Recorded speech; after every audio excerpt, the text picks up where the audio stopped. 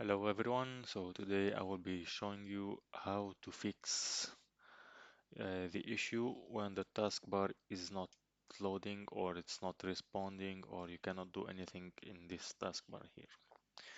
So if possible, you want to go to Task Manager, you want to search for Explore, Windows Explore here, and you want to do Restart Task here. If you cannot open Task Manager by right clicking here, all you have to do is Control Alt and then delete. You will get this page, you do Task Manager and same process, Windows Explorer.